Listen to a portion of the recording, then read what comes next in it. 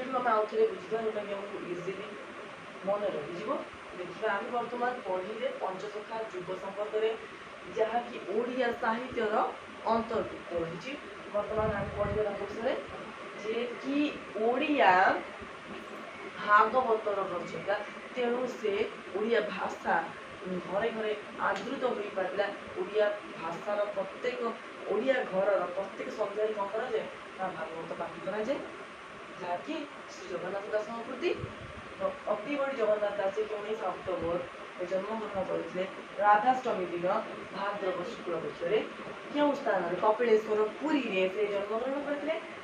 पिता होती भागवत दास जे कि बड़ देउल पुराण पंडा थे एवं आउ कौन जाने ना जगन्नाथ दास मृत्युवरण करते 1550 एवं माता जी थे पद्मावती देवी एवं परिचय जब आम से किए जाना सी होती अति बड़ी जगन्नाथ दास अति बड़ी उपाधि भूषित कहीं सी ओडिया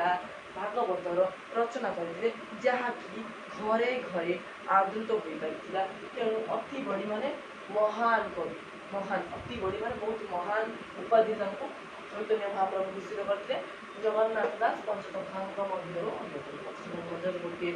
कवि होती जगन्नाथ दास रचना गुड़िक विषय में जाने प्रथम जाना आम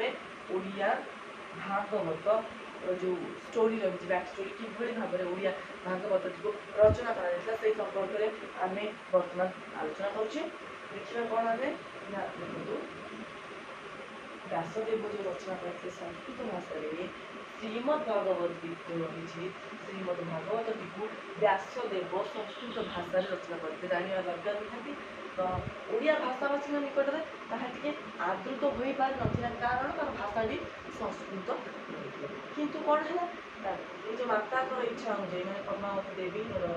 इच्छा अनुजाई जगन्नाथ दास कौन कले ना सरल भाषा प्रतिदिन बुझाते माता कहले कि जदि